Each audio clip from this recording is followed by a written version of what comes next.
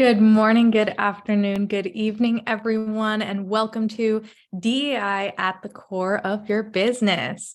My name is Michelle Eisenberg, and I am a program assistant at the NASDAQ Entrepreneurial Center.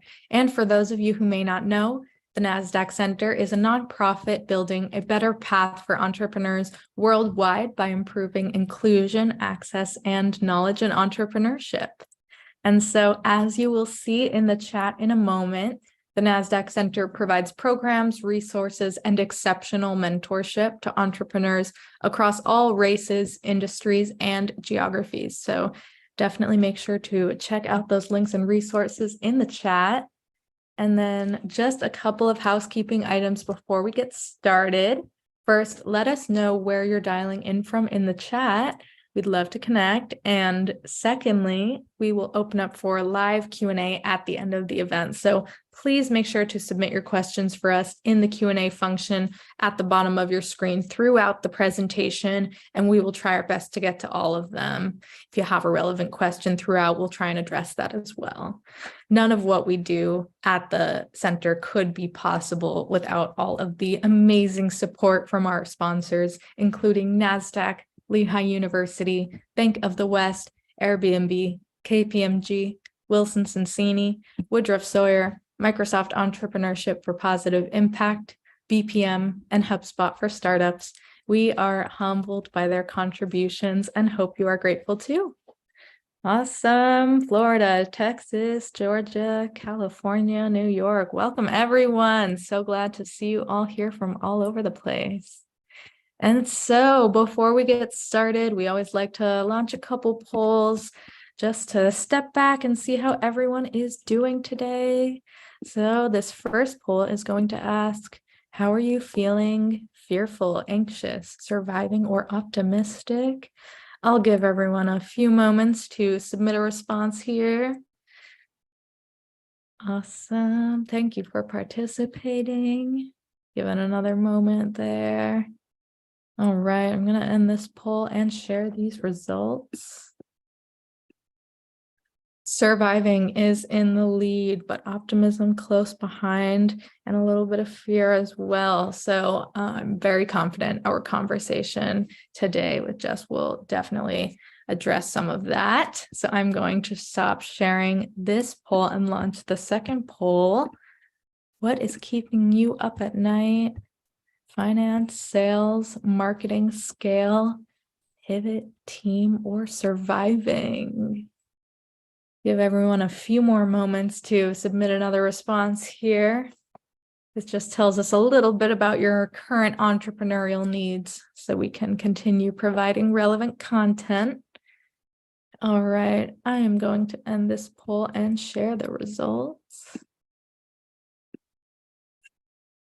Sales in the lead, pivot and marketing close behind, but really all across the board. All right, we will take this all into account as we move forward with additional programming. I'm going to stop sharing this poll. And without any further delay, please join me in giving the warmest welcome to our special guest, Jes Osrow, co-founder and DEIBA specialist at the Rise Journey and Rise with OPHR. Jes, thank you so much for joining us. We're super, super excited to have you here, and I'm going to hand it over to you. Awesome. Thank you, everyone. Like Michelle said, if you have questions, drop it in the chat. I have my monitor at my left, so I'm going to go back and forth between the two screens, but it's really important to me that you all get your needs met during this presentation. If I don't meet them, then I have failed. So please drop questions, clarification, anything you need in the chat, and I will do my best to answer it. And if not, we'll jump in at the end. I'm going to start sharing here, go into slideshow mode. So I wanted to start this with a couple of deep breaths.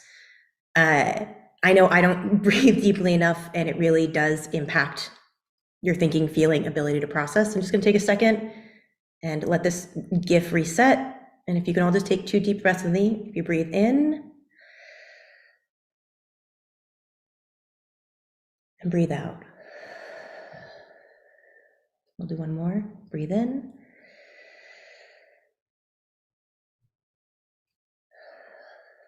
and breathe out. I know I forget to do that throughout the day. And if you research the importance of breathing and what breathing does to you, it's pretty amazing what and how it impacts you. So today, what we're going to go over, DEI versus DEIBA or DEIBA, DEIBA and business performance, using demographics to inform systems, inclusive work culture strategies, celebrating intersectionality, equitable hiring, DEIBA continuous improvement, and then resources and addendum. I've got a bunch of checklists and things that we're not going to review today, but you'll get this deck. Additionally, I cite a bunch of stats and things in here. All of those links will be in the sources at the very end. So do not worry, you will get all of them and they are linked to the different slides. So that way you can find very particularly what's going on each slide. So DEI versus DEIBA. So I've been in this space for 10 plus years. I started using the term DEIBA, adding in belonging and accessibility. For me, it was really important. DEI didn't feel like enough. And so kind of my story about DEIBA, and hopefully this resonates with you, is I think back to being in middle school. And when we would have middle school dances in our school gym, and imagine you're at that school dance and you look in the room of all the people around and you see a woman, a man, somebody on a wheelchair, somebody with a job, somebody with noise canceling headphones. That's diversity. It's numbers, it's different types of people, it's labels, it's demographics, visual representation, numerical data. When you think about equity, I think about how did everybody get to that dance? Maybe some kids rode their bikes. Maybe some kids had to have the friend's parents drop them off. Maybe some kids had to take a school bus. Did everybody have equal and equitable opportunity to get to that dance? Nobody felt left out because they said, hey, I actually need to take a bus because I don't have access. Making sure that you're meeting people where they're at and saying, how do we make sure that we're all, no matter where we are, we're all rising up to the same place and that everybody has access. Inclusion is once you get to the dance and you open up those doors and there's music playing, you look in and you see your friend group and they're saying, come here, come dance with us. It's about behaviors. It's the action of inclusion. You're not othering people or not being like, oh, they should go over there or somebody else will take them in. It's part of social norms. And then belonging. Once your friends invite you in, you're included, you're in your group. I don't know about you, I wasn't super cool. Our friend group used to dance in a circle. But no matter what you danced like, what moves you did, or even if you didn't dance, we belonged in that group. And that's the feeling, it's the emotional outcome of inclusion. It means there's no code switching. If you do the robot and you do it badly, that's okay. You're there, you're doing it. They love you for who you are and what you're doing. And then accessibility. Accessibility often gets tied to disability. And I really want you to try to separate that out. There's definitely a huge element of accessibility that is disability. And so when you think, once people arrived at the school, was there a ramp? So somebody, maybe if they were bringing their younger kid, they had access for their carriage, or if they had a wheelchair.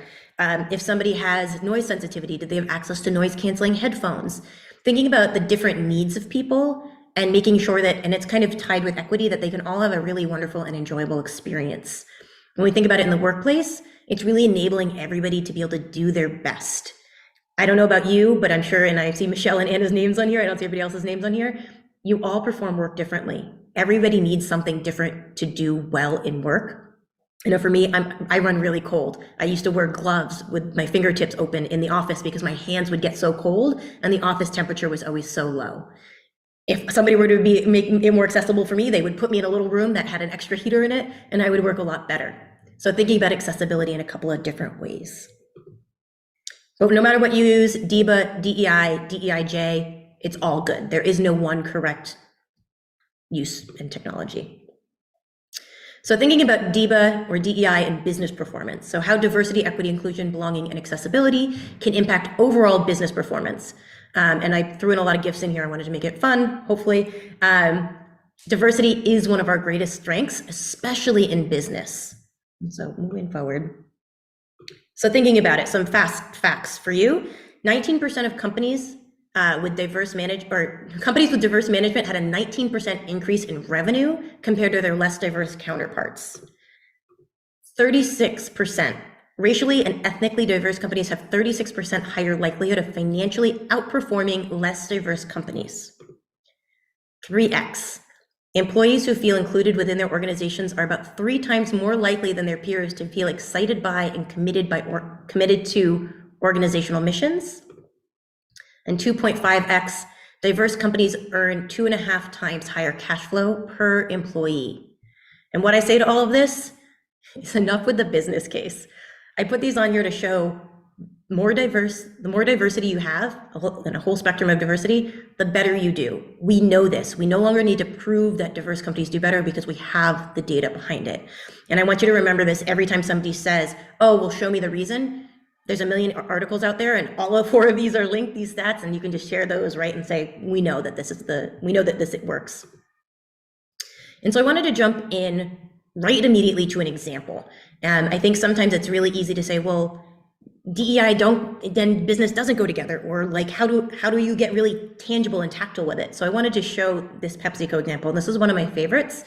Pepsi has done an incredible job with their DEI journey. I highly recommend doing a deep dive into Pepsi, their ERGs, their DEI.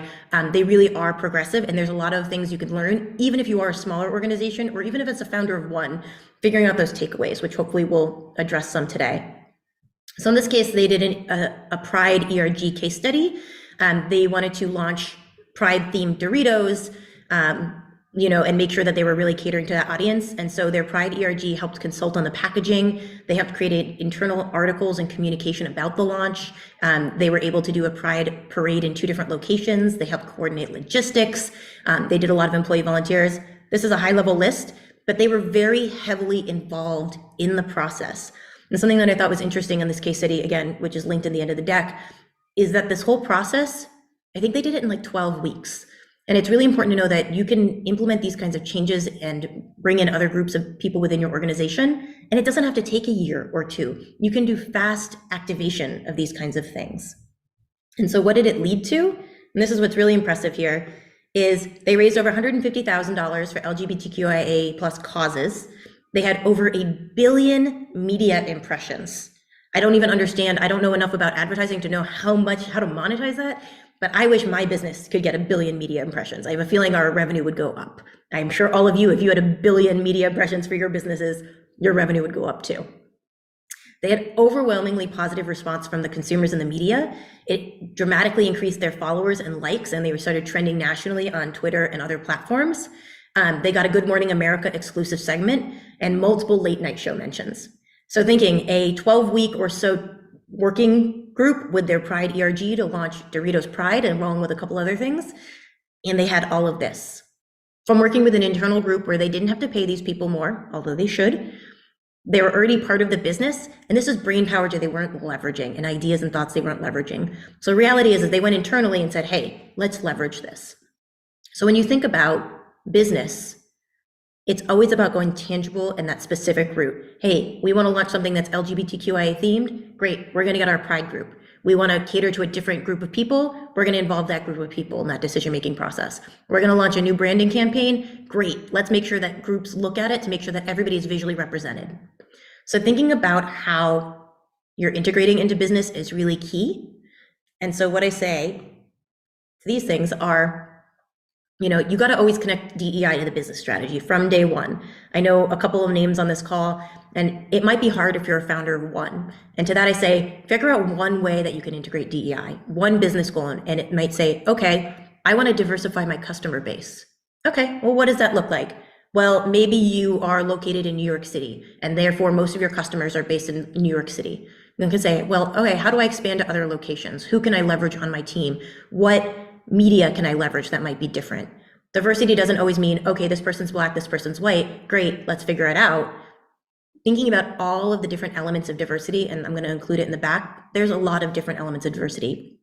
Race, gender, socioeconomic status, education, family, sexuality, gender, immigrant status, languages, religion. There's a lot of different ways to think about the D of diversity.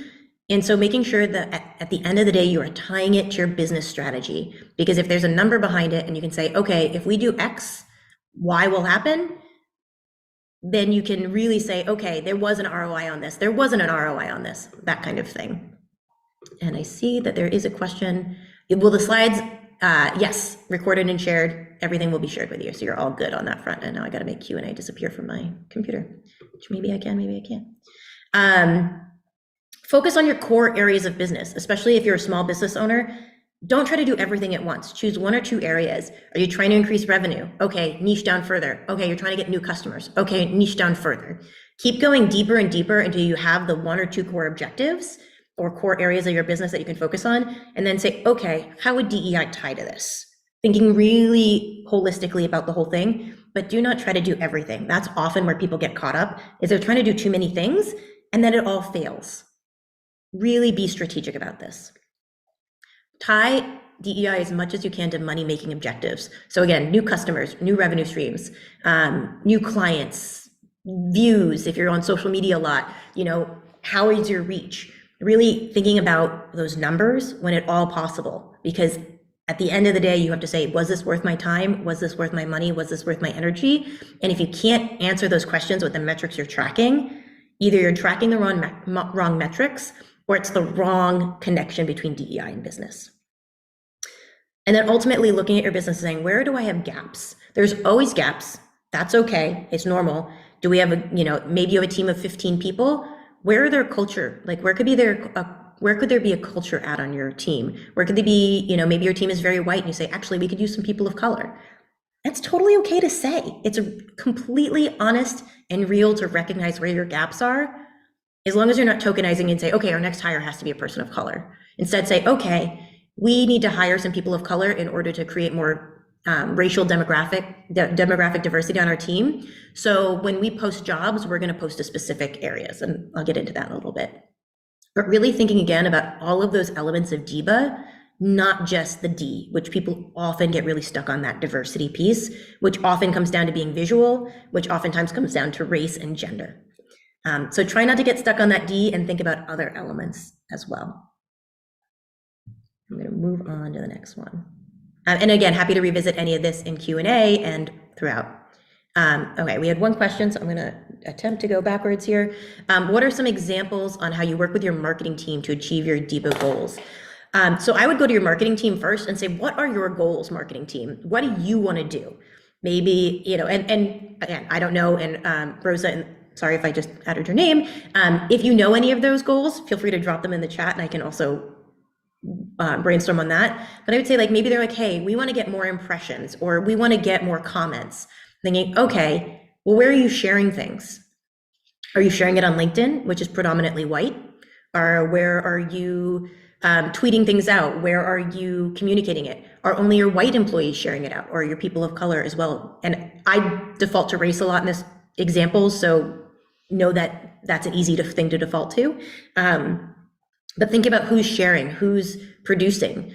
If you're like, hey, I notice a lot of our imagery involves white people, maybe we should talk with our internal DEI group and see if we can leverage other stock photo places and make your more visual representation. So going to what your marketing team or whatever team's goals are first, saying, okay, now that I have these, would you be okay if we brainstorm some ideas of ways to tie DEI to this? And making it say, we want to help you achieve your goals. We just want to tie DEI to help you achieve your goals. It's very different than saying, we want to make DEI a priority and we're going to force this on you, marketing. It's also thinking about how you're leveraging those conversations. Using demographics to inform internal systems. So understanding the experience of people, specifically in this, and gender and race, to inform internal systems and growth opportunities. And this is a GIF of Roxane Gay. If you don't know who she is, she's incredible. Read everything she's ever written. And I believe she uses she, her, not they, them. But I could be wrong on that.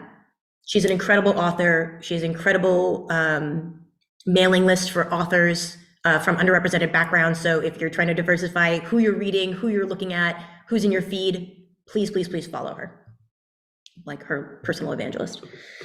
Lots of words on this slide. I'll get to them all. So using demographics to inform systems. And I'm going to read this because I took a very specific intentionality with my language. Men, often white, have been designing and building frameworks, structures, governments, et cetera, in the US for 250 years or so, and globally for significantly longer. These systems were not built for all, instead created to support male and often white ecosystem. If systemic change, and in this case, workplace change, is to happen, we need to do that by reframing the perspective, and I initially say by race, gender, and disability. While race, gender, and disability are not all-encompassing, they do cover much of the underrepresented and marginalized people who are currently in the workforce or who would like to be in the workforce. Again, everybody in this call, you have the opportunity to build a successful organization differently than the past 250 years. This doesn't mean you're going to sacrifice revenue. This does not mean you're sacrificing customers. You're just doing it differently by thinking about DEI from the core of your business from day one, like you're all doing today. And this, Michelle, I see you. We have a question in the Q&A quickly that I wanted to touch on. So this person is asking about Spanish-speaking individuals that partner with DEI ERG groups in corporate support of like the Hispanic and Latinx population. So how might that business think about incorporating DEI practices if their company has been known to work with people among that demographic? Yeah, so it's a little vague because I don't know obviously what your business does, so It can be covered, but I would say survey the people, ask the people directly who you're looking to support. So if you're looking to support Hispanic and Latinx or Latine communities, depending on what your business is, ask them what could be supportive. Maybe that is more resources, more reading material, more blank, this, that, and the other thing, and then go to your internal team and say, okay, we can support these initiatives by marketing can do these, people teams can do these, da-da-da can do these. So looking at your different kind of product areas. An example, I previously worked, it's somewhat related, so bear with me. I previously worked at a health tech company and worked with our LGBTQIA ERG to implement pronouns in our product. It was mental health, so it was liaising, helping people connect to mental health professionals that worked for them. And one of the pieces of feedback we kept getting is, I don't know if they're LGBTQIA friendly. How do I know if they're friendly? How do I know if I'm going to be accepted from day one? And what we found is that when people put in their pronouns, specifically they, them pronouns, or non-he, him, she, her, it was an indicator to those professionals that, hey, this person might not be somebody who identifies on the gender binary. And that allowed them to immediately say, yes, I accept somebody like this, or no, I don't, which to each their own, no shade in either direction. But we wanted to make sure that we were supporting a very specific population that was important to us. And so that was a way that those people said to us, hey, I need to know if I'm going to be accepted. We said, okay, how can we do that in our product in a way that's scalable rather than trying to do one-to-one matching? And how can we let our therapists know that this is an indicator of who the person is and what they might be going through? So going back to the Q&A here, really thinking about who are the people you're supporting. Is it Hispanic and Latinx folks? Is it Hispanic and Latinx ERGs? Who are those target demographics?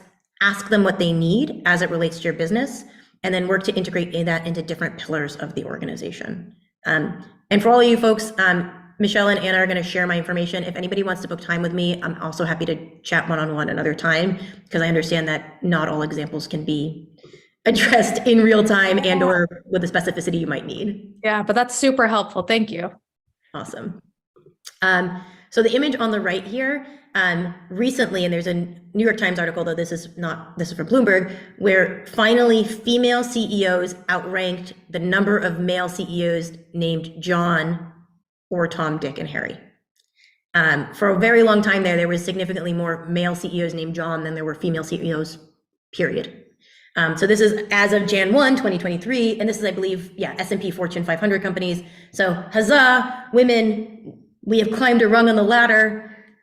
We will take this as a win and keep moving forward. Maybe one day we can get more Jennifers or Lisas than Jameses and Johns, but maybe there should be other things we're targeting. And so in this case, I would say, okay, more female CEOs, wonderful. Now, but let's look at the racial demographics. Okay, once we get some racial demographics improved, let's look at disability demographics.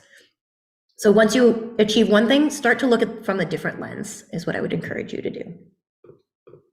So some stats again. 21% of Gen Z, so I believe that is younger than the age of 25, but I could have my years wrong, identifies LGBTQIA.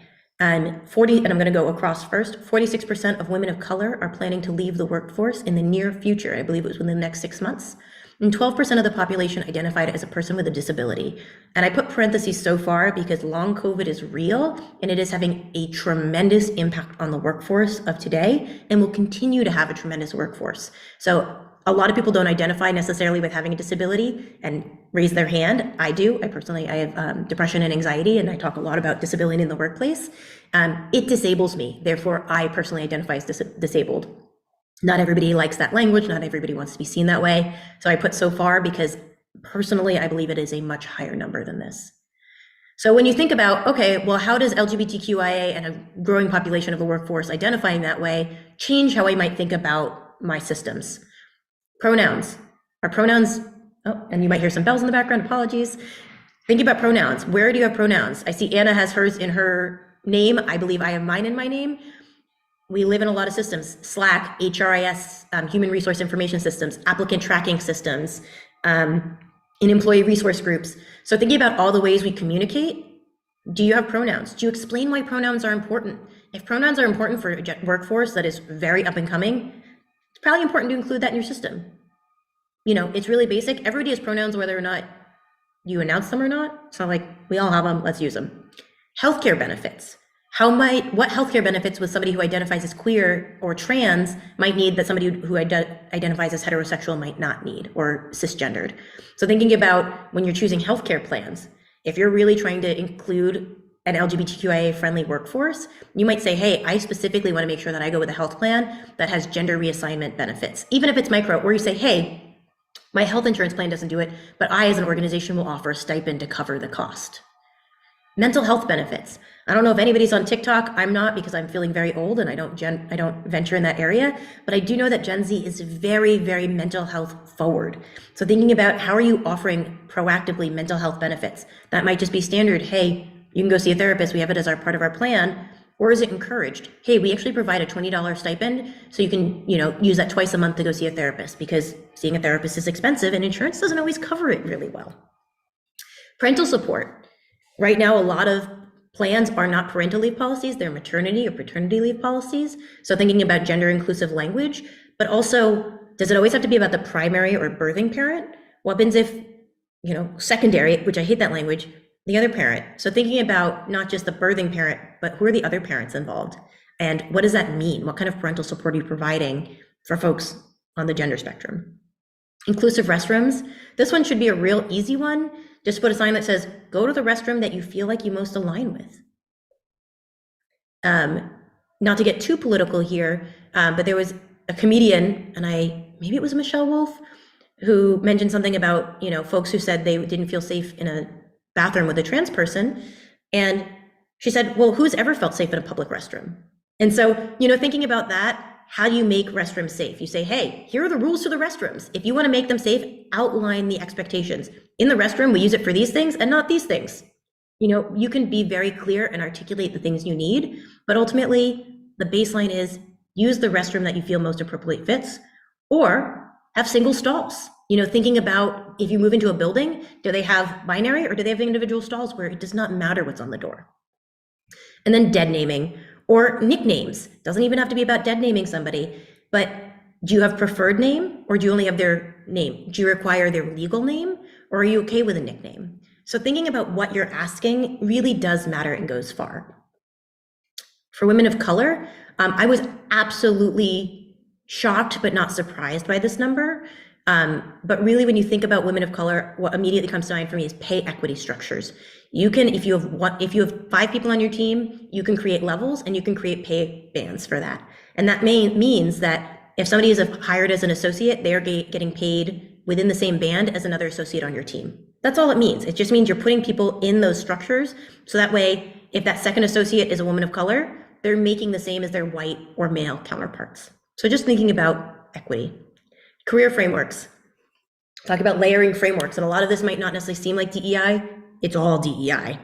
Having those career levels and career competencies overlaid with the payment pay structures. A lot of states are now requiring compensation ranges. So when you think about it, you're going to be required to do this, and at some point it's going to be required for everybody, so you might as well just do it now. And this can be hourly, it can be salaried, you can do it in a bunch of different ways. It doesn't have to just be like $500,000 to $1 million, which I wish every job was that paid well.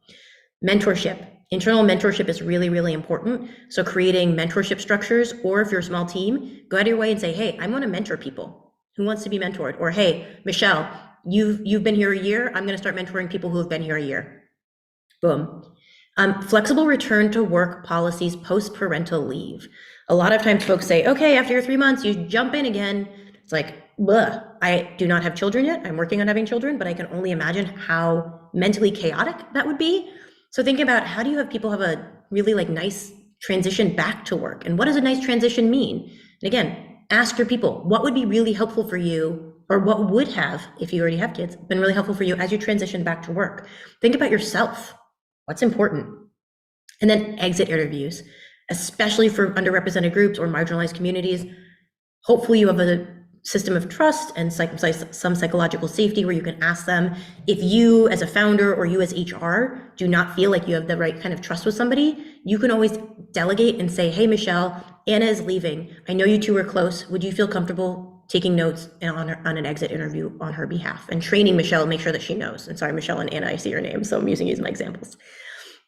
Know why they're leaving and what's going on, and listen to them and make changes based on that information. Michelle, we had another quick question coming from the Q&A, and I think this person is really asking about, like, what are the implications when certain inclusive measures aren't implemented in those internal systems, and how can that impact individuals who you're serving? Yeah, if you choose not to use pronouns, that's a choice. Everybody has choices. I think it might say something to someone else. For me, I'm kind of either way. I think on the spectrum of things you can do, using pronouns it's like a nicety. It's like a polite thing to do. It's like, oh, saying excuse me if you bump into somebody. I think it's particularly important for allyship as someone who identifies as cisgender and heterosexual, for me to use my pronouns and talk about my partner, my boyfriend. It just says to somebody else who might not identify on the gender binary that I understand what pronouns mean and why they're important, or why they could be important. If you don't use them, that's okay. I think but I would say, if you're making an active choice, what's behind that choice? And that's what I would just do, some self-reflection. And what you come of is what you come of. Cool, I see there's a couple more questions in here. Touch on age in older workers in the workplace. I will get back to that, so just leave that on here, Michelle, if you can, because I want to make sure I address that. Absolutely. And curious how you still stay in your niche but include DEIBA. I think you mean, like, if you're in marketing, how do you stay in marketing and do DEIBA, if I'm understanding correctly? Cool. And it can be difficult. I think what's really important is that you say, let me learn everything I can about my niche as it relates to the lens, like DEIBA through the lens of my niche or adjacent niches, and say, if you're in marketing, what are all the best DEI intersections with marketing doing? And really dig deep on what you're doing so that you can become the expert. So when somebody says, hey, how do we integrate it? You're like, here are my first 5 things that we would do. And you know that right away, and really are able to dig in that capacity, but still stay in your lane if that's what you want to do. Awesome. Thanks. Cool. So for disability, talking about accommodations, there was a recent article that like 92% of accommodations cost the workplace $0. For me, an accommodation would be having my standing desk, which I'm not standing at. If you haven't noticed, I'm very fidgety. I might have ADHD and not be diagnosed, because women don't get diagnosed early in life. But I'm very fidgety. So having a chair where I can move and have flexibility helps me work, helps me think. Very strange, but those are accommodations that you can implement. Hey, everybody has a stipend to create their desk the way they need to. That's really important, so people can do the things that are important to them that make them work better. Defaulting captions. I believe I saw that captions are on today. Captioning you can turn on in Zoom or Teams or Google. Turn it on, make it the default. Talk to your IT department on how to leave it on and leave it on forever. Mentorship, again, flexible schedules and hours. This is different than return to work flexibility. People have different circadian rhythms. People might have different medical things during the day. Somebody might need to go breastfeed. Like, there are things that happen. So how do you create a workforce that isn't as rigid? There are definitely roles and jobs and things that need to have strict times. For those roles, make sure that's known when you're advertising, when you're talking about them. But for the ones that don't, what are the benefits of sticking to a rigid schedule if you don't have to? Versus what are the benefits if somebody can do their best work at a time and way that works best for them? Comprehensive insurance, so thinking beyond just healthcare, short and long-term disability are the two that are coming to mind immediately, but there's a lot of different ones. And job training and internships. If you're like, hey, we actually don't hire a lot, you could create an internship ideally paid, but depending on the kind of work, it can be unpaid or more of a apprenticeship, and say, we want to have people with disabilities come and learn how to do marketing. And Anna in marketing here is going to have a shadow. Somebody's going to shadow her for 12 hours a week. And that way they can get some experience and on the job training. And then ideally they can get a job in that field later on. And so thinking about how are you paying it forward? And then in the purple here, above all, enforce non-description policies. It's supposed to be, that's not the correct term. It's supposed to be discrimination policies in real time. If Anna says, hey, I'm being harassed by Michelle, you better damn well deal with Michelle right now and have that conversation. If people say something is happening, believe them, have conversations. That doesn't mean Michelle's a bad person. Maybe Michelle doesn't understand what's going on, or maybe there's something else happening. Have those conversations, deal with empathy. People are people. We got a lot going on in this world. So always start with empathy. So thinking about what systems do you currently use, moving my slides here, do they work? If not, what could work better? Have you asked your team what they need? Where are the gaps? Again, always looking for those gaps. What systems do you need versus nice to have? And is there priority nice to have? Maybe you're like just on the cusp of needing a learning management system. Would that really help in a lot of other aspects, or would it only help with one? And so thinking about the intersectionality of your systems and tools. And you have standard operating procedures. This could be as simple as, hey, our bathrooms are gender neutral. What does that mean? Use the bathroom that associates with the gender that you are. Or, that's a standing operating procedure. It's written down somewhere, it's in a handbook, done. I'm checking time, all right, might go a little bit faster. Inclusive workplace, work culture strategies, and this is the second episode of The Office. Do not tackle it like The Office does. Recognize that there is nuance. Again, a lot of words on the slide. I'm going to go through it. I Googled inclusive work culture strategies and got a lot of results, which to me says there's a huge need for this, but there's not a one size fits all. And if you take away one thing from this section, there is not a one size fits all strategy for all the organizations. Every organization is different, will have different needs and different niches. So what do? You take action and you ask. Survey fatigue is real, but survey fatigue mostly happens if you survey, and you don't actually make change. In addition to making change, announcing that change, which can happen through the power of conversation. Make sure that you're talking with people, you're recognizing that people have different voices and they're going to answer things differently in survey form than they would in conversation. Make sure you're providing the basics. Again, I understand the budget is real, but unconscious bias, microaggressions, and cultural competence is the most basic stuff. Anything above and beyond that is great, but make sure you're doing the basics. This can happen a variety of ways. If you Google free unconscious bias trainings, they're out there. A lot of this content is out there. Or if you have money, hire somebody, bring them in. If you want that conversation, I can talk about that on a different day. The power of data. Start collecting good, hygienic data early through your systems and your software. Keep it clean and develop internal benchmarks. Data is power only if it's collected, if it's clean and used properly, and ultimately shared back with the employees. And then rinse and repeat. Doing these things annually, creating consistency, that's going to build. And I have another typo in here, one conversation does not create consistency, but regular conversations will build trust. Regular surveys where action is taken will build trust. Again, your survey doesn't have to be 1,000 questions, maybe it's 10. It doesn't have to be all encompassing. You can start small and build from there. And again, you will get these slides. So in that vein, one size fits all versus specific size. So thinking about what can I do today for a small organization versus what should an organization of 50 people do, 100 people do. There's definitely a lot of great communities. I always think I'm in like 30 different Slack communities where people say, hey, I'm 50 people. What is my learning and development budget? There are people asking these questions and there's people answering these questions. There's people just sharing, hey, this is what my company of this size is doing. Michelle and Anna have incredible resources and sessions that probably address a lot of these different things. So look back in their vault and see, what people are saying. But what you can do for one size fits all, standardize your recruitment process. Clear articulated workplace policies, handbooks, those standard operating procedures. A DEI committee, you can be small and have a DEI committee. Accommodations policy and process. Hey, I need an accommodation. What do I do? It can be a paragraph. It doesn't have to be a big to do, but just a paragraph listed somewhere easily accessible. career levels with corresponding salary bands, like exclamation marks on this one. Company holidays that are inclusive. Think about floating holidays. Not everybody celebrates. If you have a global team, Christmas is not as real to a lot of other people. I'm Jewish. Great, give me Christmas off, but like I want other holidays off. So thinking about, hey, everybody can take 5 floating holidays a year, just note it in the system. Monthly roundtable discussions.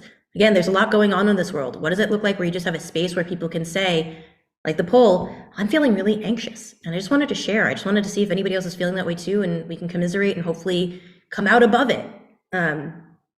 Just creating these spaces, again, consistency and keeping them vulnerable when possible and secure and safe will build that psychological safety.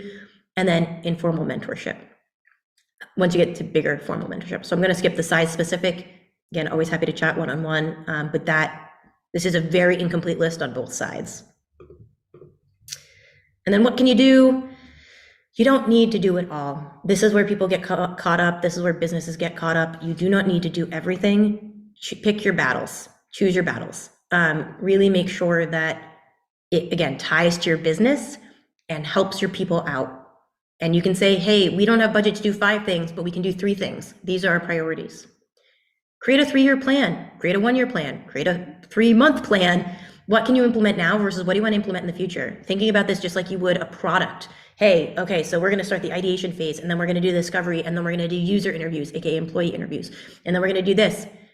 Think about that plan. If you know you're going to be hitting 100 people by blank date, say, okay, we need to know that we're going to need a budget for an LMS once we hit 100 people. Letting your people know that in advance, you're like, okay, cool. So I can plan on these things knowing they're going to convert. What parameters do workplaces need? Again, we can't do X until we have 100 people. Great. If you know that, you can tell people that. Oftentimes people are like, well, I don't feel comfortable saying no to people. They just want information. They want to know that you're thinking about it and that it's important to you. And by articulating, hey, we can't do this until we're this size, but we wanted to let you know that we've thought about it and we do have a plan for it, sometimes is enough. And then what is version 1? What is that MVP, that minimum viable product? I am a jump to version 10. I always go for the bells and whistles, but think about what is version 1 of unconscious bias training in your organization? What is the starting point versus where do you want it to evolve to, and give it time to evolve? And creating intersectionality. So how to best recognize and respect and celebrate other points of intersectionality. So in this image, women who are young, low income, and I realized I did not do image alt text. That's a note for me in the future. Women who are young, low income, elderly, disabled, women of color, trans. So thinking about all of these different labels, AKA the D in diversity, there's a lot of overlapping. If this is a Venn diagram, people are fitting in a lot of, can't even do a Venn diagram. It's gotta be like a 4D Venn diagram. There's a lot of different data points, and ultimately what it comes down to is we need the D in diversity to measure for that data, but all of us encompass many different identities.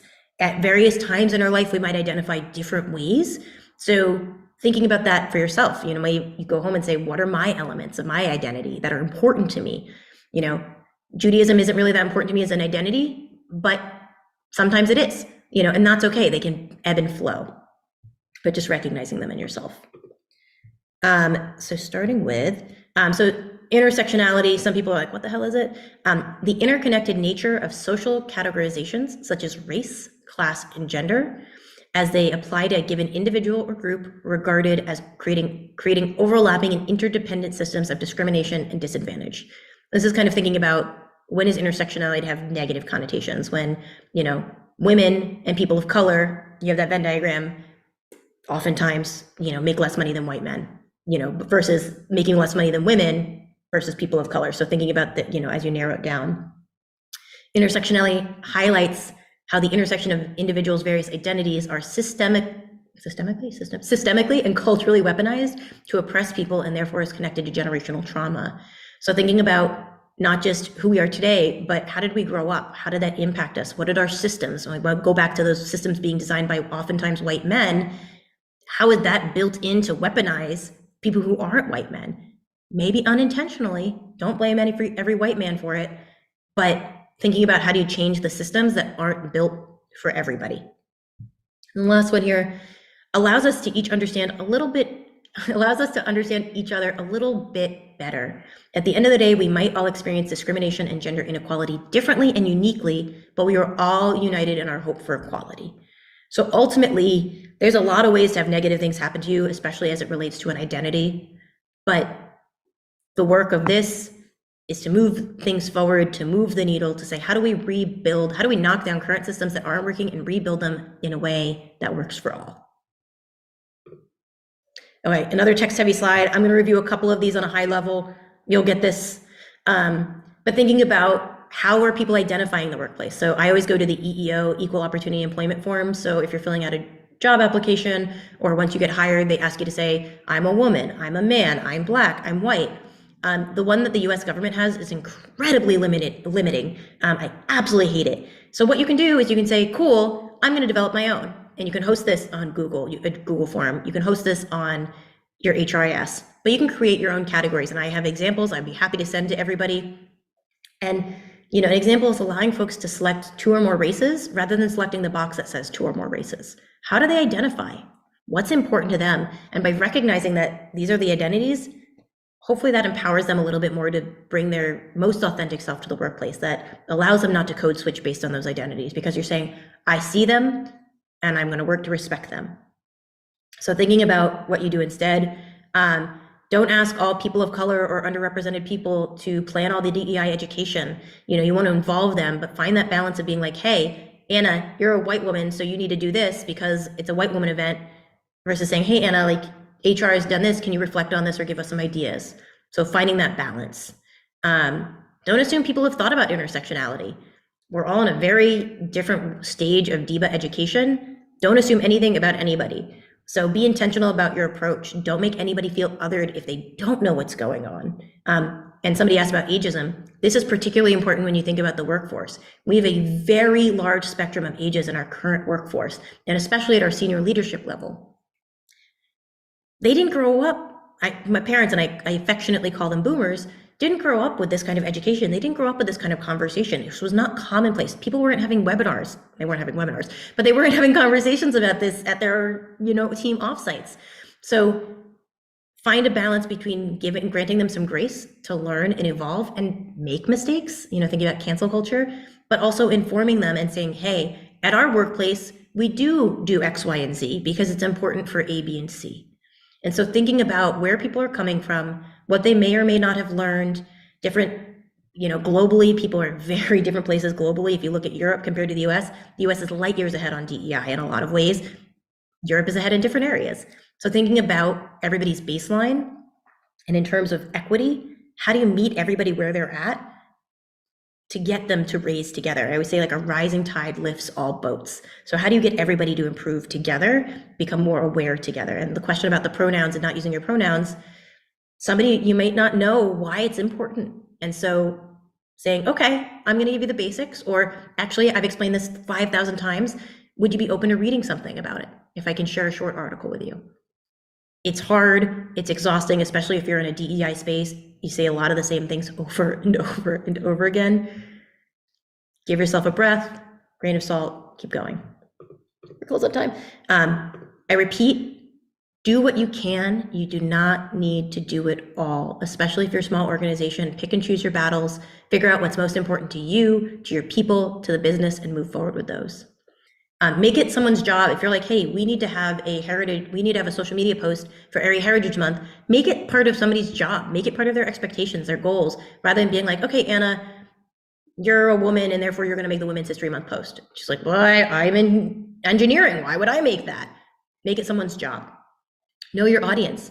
Are you catering internally or catering externally to customers? Are you doing this on social media? Different messaging to different groups, just like you would for anything else. And as always, tie to the business need or growth. If you're like, hey, we're gonna do a lot of hiring, and again, we're a really white organization, we wanna make sure that we hire more people of color, do some of the previous steps before you try to ask them to join your organization. Show them that they're gonna be valued before you ask them to join. And then equitable hiring, I'm moving through. Love me some Margaret Cho. Don't be afraid to shift the conversation. On average, women earn 84 cents to the dollar earned by a man. Black households on average make 45,000 compared to white households 76. Dual parent households on average make 103,000 versus single parent households 42. And 89% of people want their company to be inclusive to individuals with intellectual disabilities. So thinking about pay transparency, how does your organization impact 84 cents to the dollar?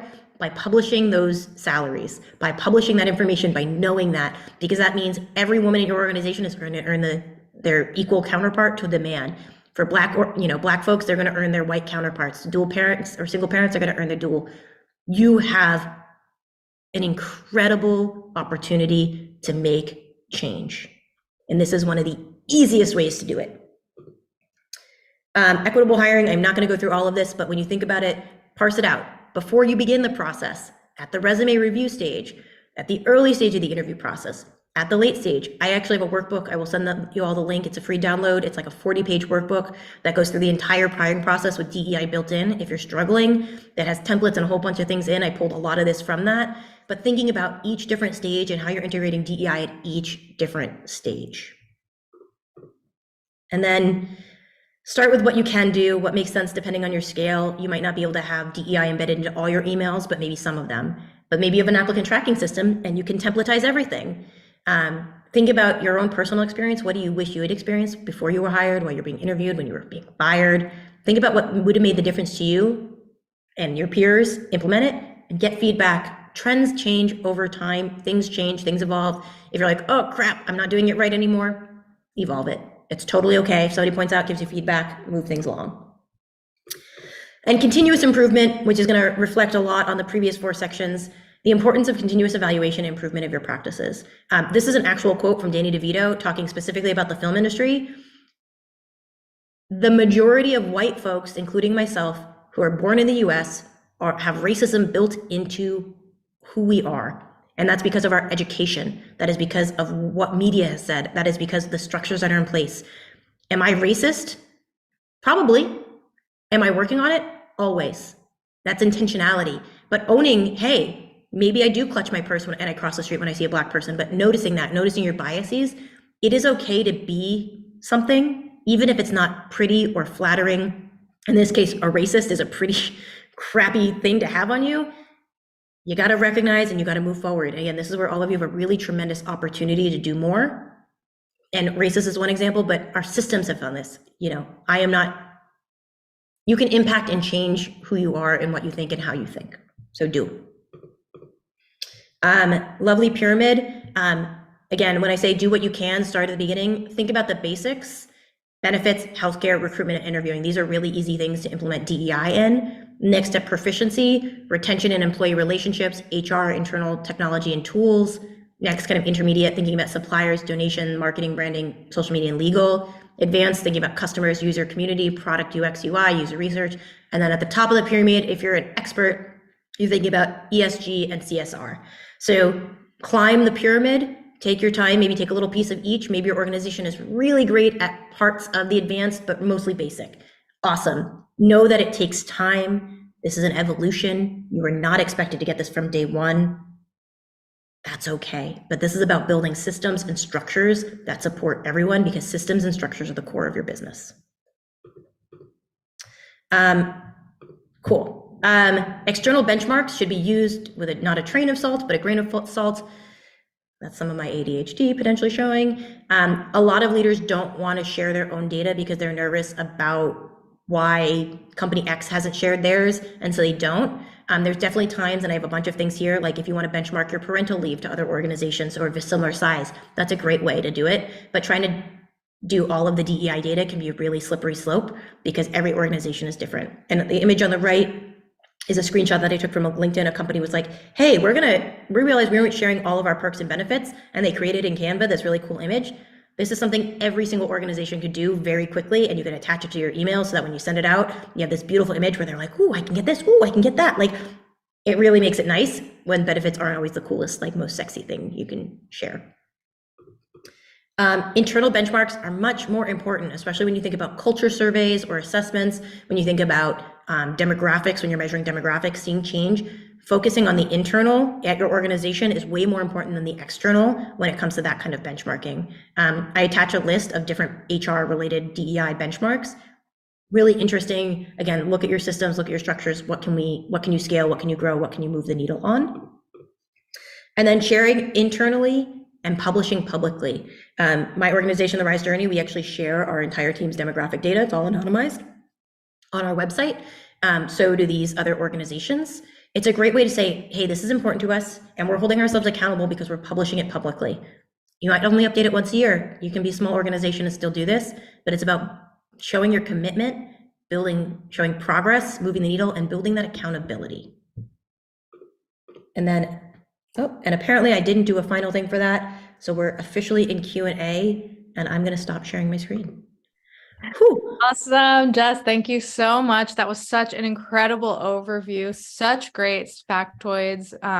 And we do have time for, I think, the one question that we have waiting in our Q&A right now. So I think this one is asking about equitable hiring practices. And I think for a lot of organizations, especially on a low budget, you're kind of you can feel beholden to whoever is just applying for your job applications. So what are some ways that entrepreneurs can kind of overcome that and make themselves known and attractive to, other types of potential employees?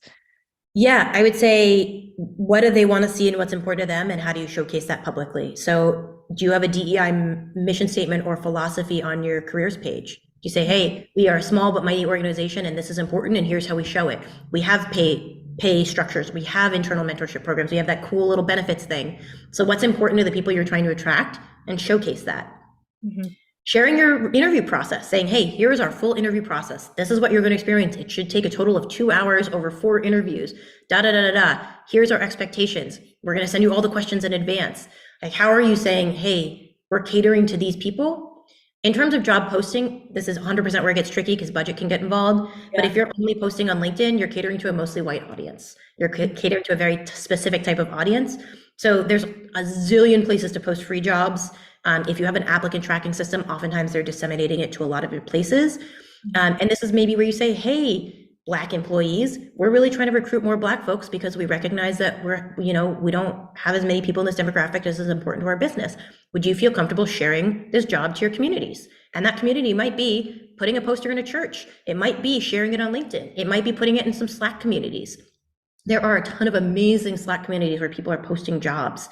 So thinking about, where are you just doing it as default versus the intentionality behind it? Again, I'll share that workbook, and there's a ton of different resources in there. But if you're like, hey, where do I find Black people? Chat with some of your Black friends, chat with some of your Black employees and say, hey, where did you find this job?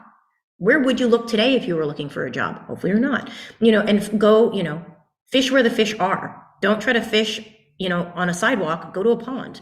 Go to where the people are and cater to those places. Showing up in one of these, if you're like, I really want to cater to female leaders, I'm going to go to NASDAQ's thing, look at the chat, then look everybody up on LinkedIn, and then message them on LinkedIn and be like, hey, I noticed that you're an entrepreneurial spirit.